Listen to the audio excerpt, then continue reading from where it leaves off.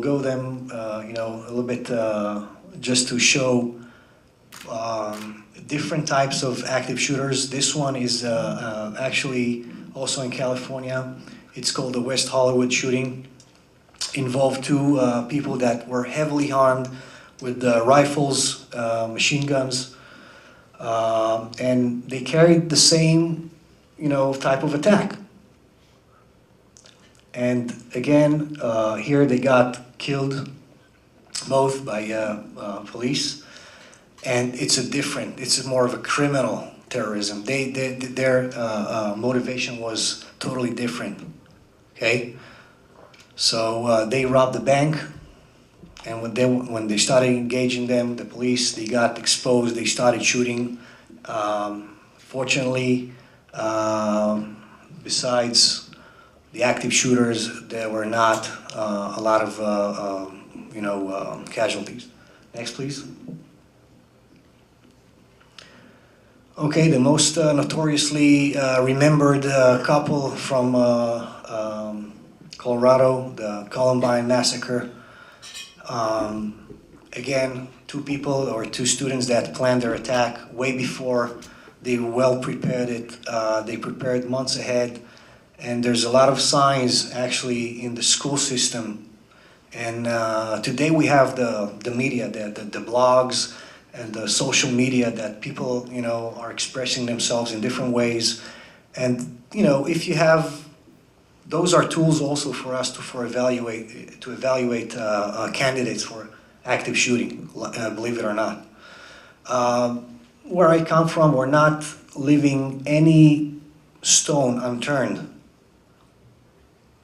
in order to find that potential terrorist. Because if you already passed my layers of, you know, security, and he's already in that building, there's very little that I can do. And that's again, it takes us to the, you know, point that, okay, we want to stop that before it hits our schools. And this is where we can actually pick up on you know, criminal behavior or psychopathic behavior, or those people with a problem in their, you know, David, you're being called. So again, we need to be involved in so many things that will actually give us, you know, more tools to work with, because again, these people have names, these people have behaviors, these people can be detected beforehand. All of these active shooters have some kind of a rage, some kind of we call it again the lone wolf type of personality.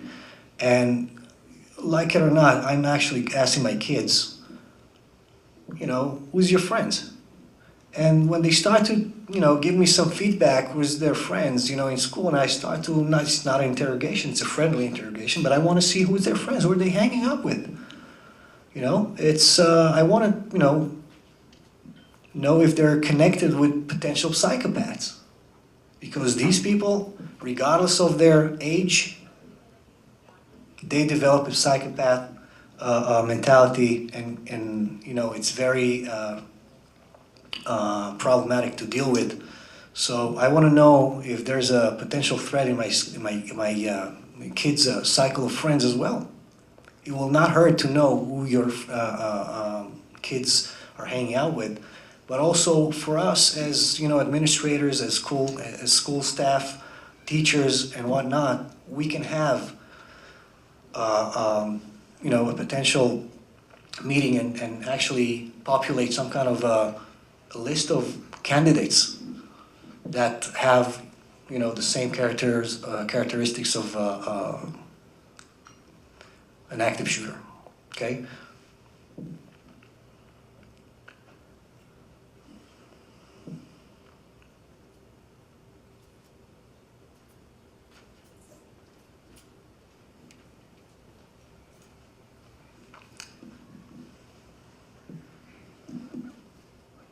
Yeah, we're going to go over to the next point. We're going to jump over the active shooters examples because my time is short and I didn't expect to speak so much, but again, we're gonna jump into next slide is lessons that we learn from previous incidents, what we as law enforcement and public administrators can come together and put together and try to make it better for the next time, and what lessons we have learned from all of the past incidents. So I'm not going to go one by one. You have the slide, you can read, but we can definitely have a lot of things that we can do as a society. How we sit together, how we talk, how we put all the resources together, us. Who is actually, the school resource officer that everybody knows. He's a very good candidate to be one of the best people to approach. I'm talking about universities, I'm talking about post-secondary schools here in New York City that has lacking, security measures. And these resources, we don't need to spend a lot of money just to make a plan, just to know where we're heading with it. So those things, can be maintained just by, sitting together, making that plan, and actually going over it and making sure that it's being applied.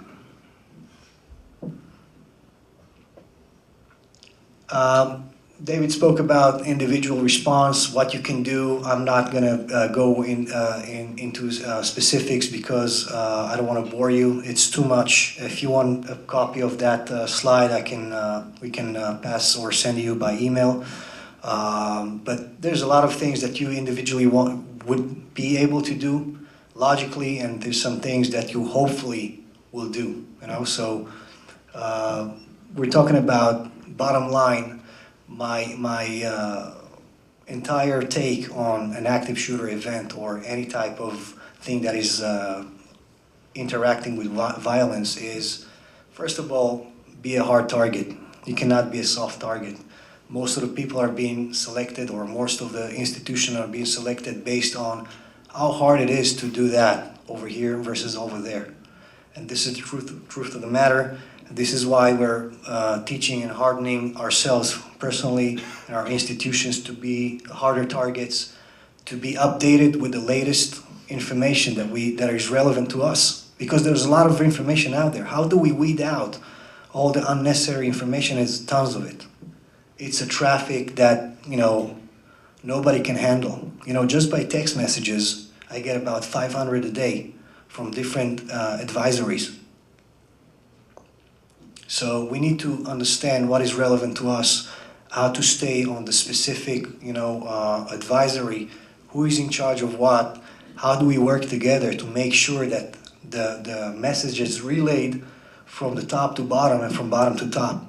This is how things work, and this is where things will break down in realistic scenarios. This is where all the things get lost. Information, communication.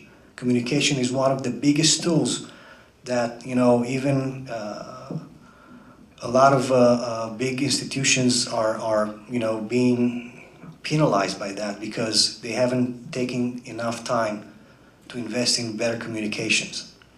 So please, next. I'm going to finish off with this slide here. There's the layered, I call it the layered combination. It's a winning combination if you know how to put it together. Deter, detect, and delay, okay? And again, defeat. That's those four categories that we need to work within, and we need to make sure that they're all working together, because if one fails, we have the other to back it up. And that's how we need to think as as a holistic approach to this type of situation. There's no one good solution over the other, but there's a lot of things that David mentioned here that we as a society, that we're sitting here together, can come together and make them happen. Thank you very much, everyone. Yes, I do come in peace. I'm here to talk about facial recognition technology and how its progress in the last 10 years. The Justice Department have seen it first when they outlined a new program in 2005 called Next Generation Identification. A change in government current identification, obviously from fingerprinting into facial recognition. The goal is to have this program implemented nationwide by next year. Your camera system is created to be the eye in the sky, so people think they're not alone. Somebody is watching them. Who is watching? Who is really watching when they really come into your door? There has been many cases when people came to your door, committed a crime, caught on camera, but nobody could identify them. The high-tech security is not for airport anymore. How this technology can work for you, you ask? Well, preventing violence really starts with recognizing warning sign. Should we ignore people with intent of committing a crime or violent act, or unwanted people when they come into our door? The theory behind facial recognition is to concentrate on creating a safety system by making criminal or anyone feel that if they're going to commit any act in your building, they're going to be caught or detected. There are people that I don't think you want in your building, people with violent history. For example, people that involve in custody battle and not be allowed in the school to pick up their children, registered sex offender. Your school police department give you unwanted list of people every week. FBI got their unwanted list. Ex-employee, student that are expelled and you don't want to see them back in the school. We can take all those people photograph, like the video say, put them in one database, update and maintain your database. We make sure that when they come into the school, you're going to get a warning, no matter where you are in the school. Facial recognition technology can actually scan 100,000 pictures in half a second. It can be really fast and really accurate. When a person with a non-violent history or anybody in your database come into your door, the security personnel you guard, your administration, your principal, as many people you want can get alert that that person is in your school and is about to commit an act of violence, or just scan the place and make sure that it's going to commit an act of violence later on. It will make your security guard a little bit more efficient. It's a protective way to ensure the safety of your children, your school administration and staff. There is additional use for this technology. What if we also use that technology to track problem childs around the school and where they're going? Your security camera can follow them anywhere else. If this technology can help you in any of those scenarios, then this solution is for you. It's time for technology to make your security in the school better. Thank you for your time.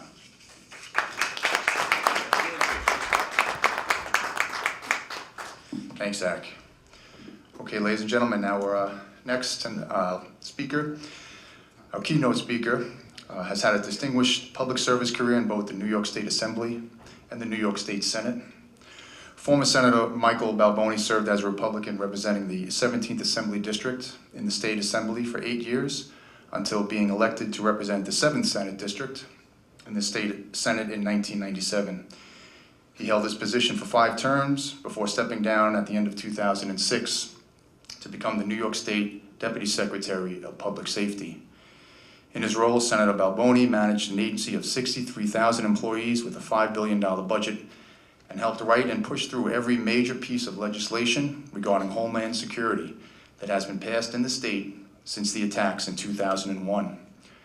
Most recently, Senator Balboni founded Redland Strategies Incorporated, a company that sits at the intersection of public safety, government relations, and business development. Redland Strategies provides expert advice to some of the world's most prestigious companies, including Raytheon, CSX Transportation, and JP Morgan Chase. Senator Balboni is a regular contributor to Fox News National, MSNBC, Good Day New York, and News 4 New York, and a frequent contributor to the op-ed page of Newsday. Now, ladies and gentlemen, I'd like to give a nice warm applause to Senator Michael Balboni.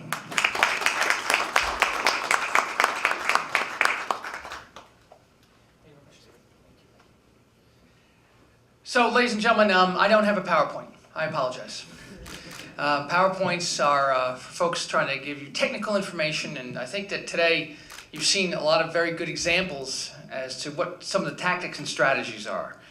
But I have spent my career trying to take complex subject matters and kind of distill them so that anybody from any walk of life can appreciate them. In fact, some of my colleagues in the Homeland Security Department used to refer to me as the Vanna White of Homeland Security, and returning those letters. But I think that today it's important to contextualize for a sense of reality as to what this threat and this topic means to us. When I was in the state legislature, I would oftentimes sit with administrators, school officials, teachers, and we would talk about budgets. Budgets are realities. We'd also talk about the mission of education. That is to provide an innovative growth environment so that our children can learn, develop.